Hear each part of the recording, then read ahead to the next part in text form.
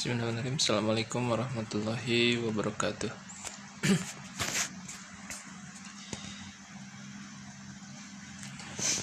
Salam sejahtera bagi kita semua.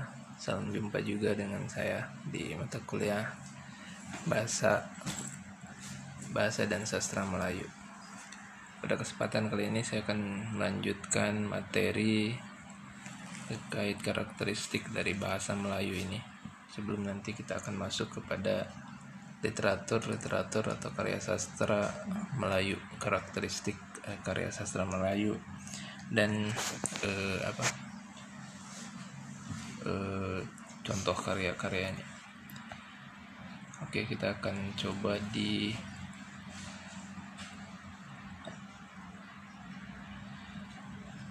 masuk pembahasan di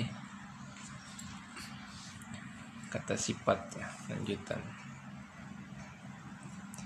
Kata sifat dalam bahasa Melayu hampir mirip dengan bahasa Indonesia, bahkan sama ya, seperti menempatkan kata benda terlebih dahulu, baru setelah itu menempatkan kata sifat. Contohnya seperti sini contohnya misalkan orang jahat, orang kata benda, kemudian jahat sifatnya. Sedangkan dalam bahasa asing, misalkan bahasa Inggris, itu kata sifat terlebih dahulu, baru kata bendanya ya, a bad man ya. Tapi kalau di Melayu Indonesia sama ya, orang jahat. Kemudian pronoun atau kata ganti ya. Kata ganti dalam bahasa Melayu sebagian besar juga sama dengan bahasa Indonesia, namun ada beberapa kata yang bukan terdapat dalam bahasa Indonesia, sudah tidak digunakan ataupun berubah bentuk kata dan pergeseran juga makna untuk di bahasa Indonesia. Contohnya misalkan kalau pronoun kata ganti saya, aku ya, kemudian ada saya itu sahaya dari bahasa Sanskrit ya, diserap bahasa Melayu. Kemudian hamba sudah jarang di Indonesia ya, tapi banyak kita lakukan dalam hal doa terkait permintaan doa kepada ilahi. Kemudian perhamba, beta, patek, teman ya, sebagian besar juga mencakup wilayah ya. Terdapat beberapa wilayah dengan penyebutan kata ganti tersebut.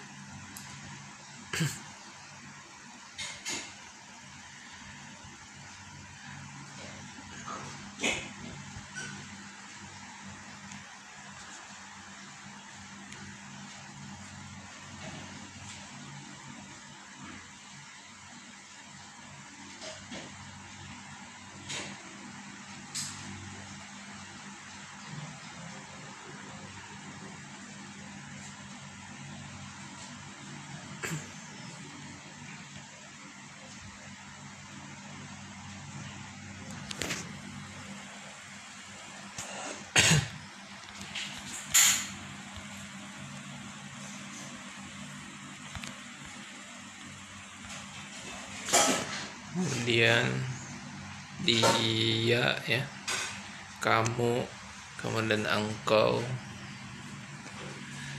bersama dengan bahasa Indonesia ya. Kata ganti untuk itu ada kita juga. Kemudian saya, kamu, engkau ya. Itu pronoun yang digunakan di dalam bahasa Melayu.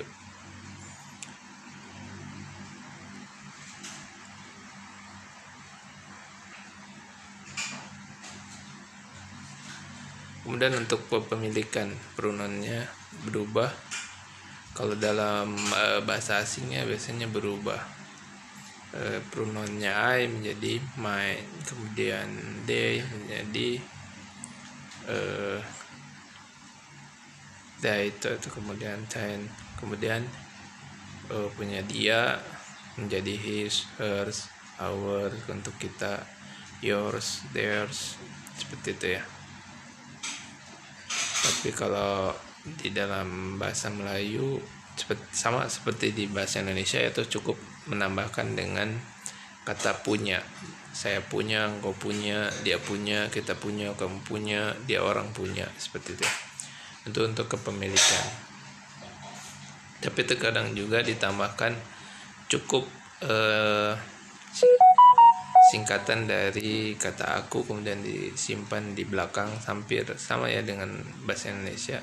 Misalkan rumah aku tapi rumahku ya, kemudian bapakmu bapakku gitu ya, kamu menjadi mu saja ya, seperti itu untuk kepemilikan.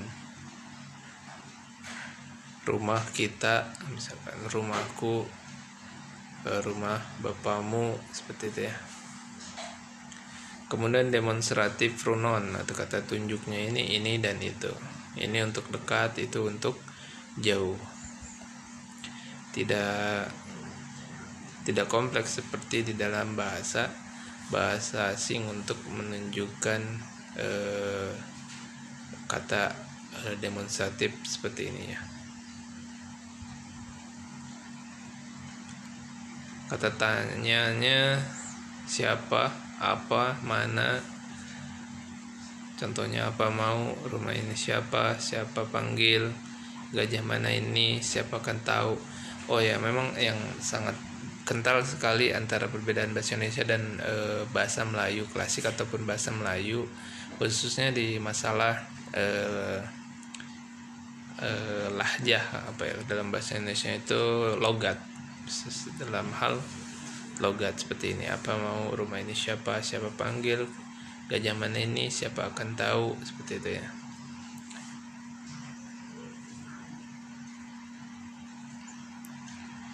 Relatif pronounnya itu seperti yang ya, yang, orang yang, memiliki, seperti itu ya. Yang itu menjadi relatif pronoun. Dalam bahasa asing seperti siapa, who, which misalkan dalam bahasa Inggris the man who showed the world, seperti itu ya. Jadi who atau which misalkan benda ataupun seperti itu. Contohnya burung yang liar, raja yang adil gitu ya. Ada yang tua, ada yang muda, seperti itu ya. Itu yang itu menunjukkan di relative pronoun. Kemudian reflective pronouns untuk self ya, dia sendiri. Misalkan dalam bahasa asing myself, yourself, himself, kita hanya sebut di diri ya, diri sendiri ya, seperti itu. Atau di bahasa Melayu itu cukup sendiri.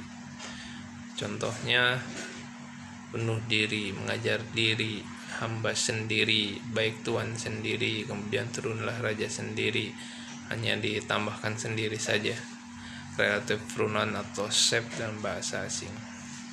Nah, nanti akan lebih banyak kompleks ini kita mempelajari bahasa Melayu, karakteristik dalam hal berkaitan dengan verb atau kata kerja, seperti itu.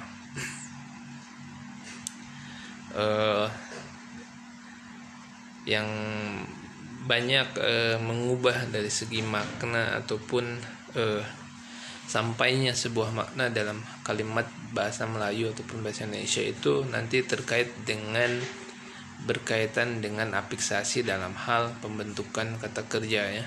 Misalkan bagaimana kita akan tempatkan ber atau me, misalkan berjalan atau menjalankan, ada kannya, ada imbuhan lagi di akhir kan, itu tentunya akan membedakan kepada arti ataupun maknanya, seperti itu.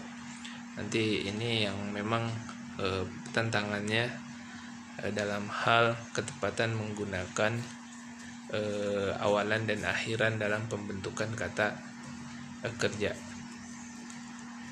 Perbedaan misalkan dibuang, membuang, kemudian membuangkan, tentunya dalam hal pembentukan kalimatnya nanti akan berbeda.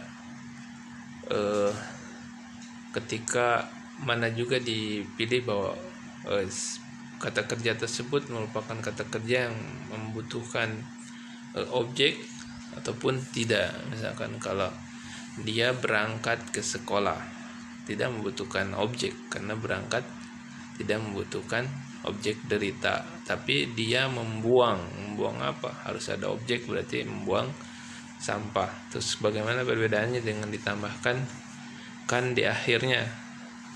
Membuangkan, dia membuangkan sampah atau dia membuang sampah. Ketika membuangkan berarti berbeda dengan membuang. Dia membuangkan sampah punya temannya, seperti itu kalimat misalkan dalam bahasa Indonesia. Kemudian di itu berupa kalimat untuk membentuk kata kerja pasif. Misalkan sampah dibuangkan oleh Adi, dibuang itu pasif ya, tidak aktif membuang, seperti dibuangkan. Nanti berkaitan dengan itu memang harus diperhatikan dalam hal pembentukan kata kerjanya, atau dinamakan dengan proses afiksasinya, mana yang kata kerja transitif atau intransitif ya, yang berkaitan membutuhkan objek atau tidak, seperti itu harus diperhatikan. Di antara contohnya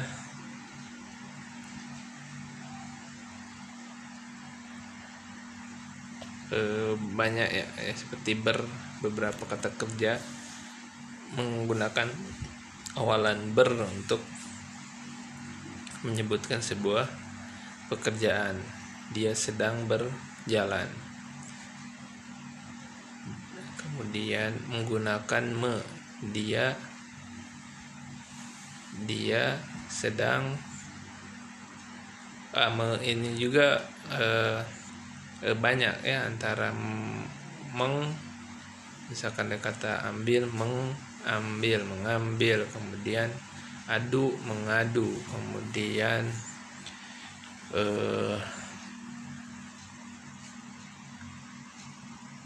ada kata buat, misalkan jadi ya, membuat, seperti itu, beda-beda. Cari, mencari ya, seperti itu. Dan juga nanti yang melebur menjadi gitu ya. Cangkul, mencangkul, atau nanti kita lihat apakah bakunya menyangkul, mencangkul. Nah, itu berkaitan dengan proses afiksasi. Ada yang cukup juga, tidak ada m-nya atau eng-nya ya, misalkan contoh makan, memakan, seperti itu ya. Kapan juga mengubah kata kerja ini menjadi pelaku, misalkan dengan menambahkan pe ya pada kata depan sebuah katanya. Misalkan, maaf halamannya berubah.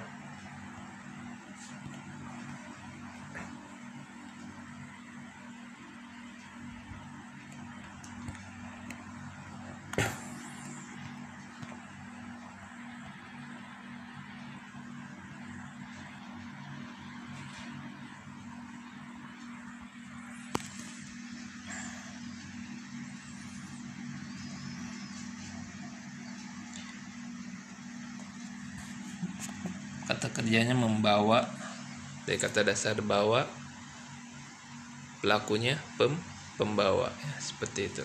Ditambahkan untuk bagaimana mengubah menjadi pelaku.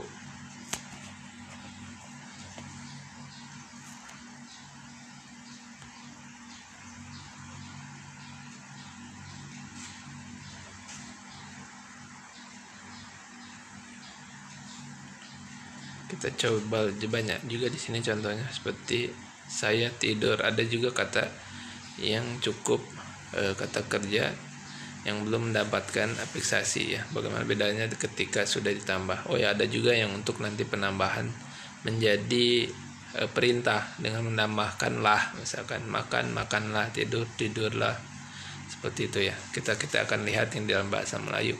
Saya tidur, tidurlah dia. Bertidur, saya sudah tidur, dia telah tidur, saya maku tidur, saya hendak tidur. Oh iya, ada juga di sini katanya untuk berkaitan dengan di dalam bahasa Melayu ataupun bahasa Indonesia kita tidak mengenal tense ya, untuk yang masa lalu ataupun yang akan datang atau yang sedang. Kita cukup menyebutnya sudah kalau yang sudah, ataupun telah yang belum, atau ingin, mau ya, will, shall, atau hendak. Jadi tadi ada saya sudah tidur, berarti pekerjaan lampau, atau dalam bahasa Inggris misalkan menjadi past tense. Dalam bahasa Melayu Indonesia tidak mengenal tense, namun mengenal juga tentang waktu. Untuk pengkategorian kata kerjanya cukup dengan menambahkan sudah, telah ketika sudah dilakukan pekerjaannya, ketika sedang, kemudian belum, ataupun mau ya tinggal ditambahkan mau ataupun hendak. Jadi tadi dia telah tidur, saya mau tidur, saya hendak tidur. Ini dalam hal penggunaan kata kerja di dalam bahasa Indonesia. Kemudian ada yang namanya perintah ya, kata perintah, ataupun seperti ditambahkan dari kata kerjanya lah, tidur, tidurlah. Kemudian ada yang tadi saya bilang sudah mulai ditambahkan afiksasi, misalkan awalan di untuk kata tidur, seperti contohnya ini, hendalah ditidurnya, itu bahwa ada juga yang menjadikan itu pasif ya, seperti itu. Kemudian ada tambahan me dan kan yang menjadikan pekerjaannya itu membuat pekerjaan itu untuk ada jadi objeknya ya. Asalnya misalkan saya mau tidur, tidak ada objeknya, saya mau tidur. Tapi kalau ketika menidurkan apa, menjadi bentukan objek. Saya menidurkan bayi misalkan, atau menidurkan anak saya mau menidurkan anak saya agar dia tidur, seperti itu. Ini yang saya bilang juga ada contoh di sini untuk menjadi pelaku ya, dengan menambahkan pe. Tapi sekarang banyak kita tidak kenal ya dalam bahasa Indonesia menjadi misalkan penidur, tidak ya, tapi kita biasa juga hanya bilang bahwa ketika dia suka tidur kita sebutnya tukang tidur, seperti itu ya. Ada juga yang dengan kata kerja ditambahkan dengan ter ya, artinya menjadi, atau tertidur jadi tidur ya, tertidur, atau pekerjaan yang tidak disengaja tertidur ya. Sambil menunggu antriannya di loket, dia duduk di kursi hingga tertidur, misalkan contoh seperti itu ya. Ini ada juga dari kata kerja yang lainnya, lari menjadi berlari ya, tambahkan ber ya. Kapan ada orang yang memang kapan ada kata kerja itu yang menggunakan untuk menjadi aktifnya, tapi ada juga yang menambahkan ber untuk aktifnya. Kalau pasifnya hampir semua sama ya, dengan menambahkan di depannya. Contohnya kalau lari, ini aktifnya menjadi berlari ya.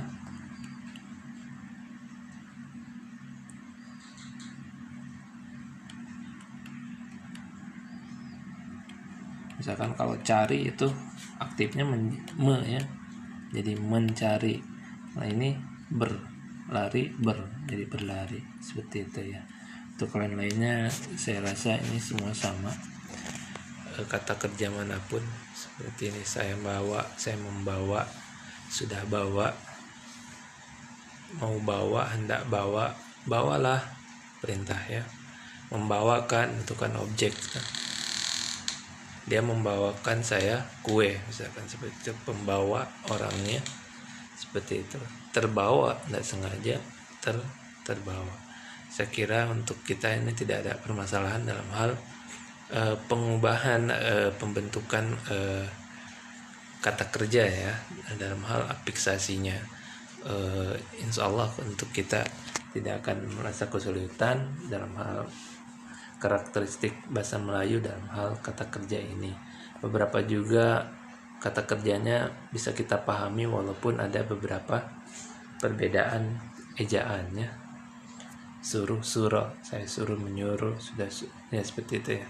Ada beda-beda tentang lahjah, kebanyakan tentang logat ya, seperti itu.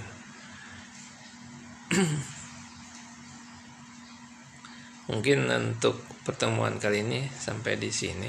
Nanti kita akan lanjut di adverb ya, pertemuan selanjutnya, yaitu kata keterangan ya, kata keterangan kerjanya. Misalkan seperti ini, adverb time, place, dan lain-lainnya ya. Oke, itu saja yang saya dapat sampaikan pada kesempatan kali ini. Mohon maaf apabila ada kesalahan, semoga bermanfaat. Wabillahi taufiq wal hidayah. Wassalamualaikum warahmatullahi wabarakatuh.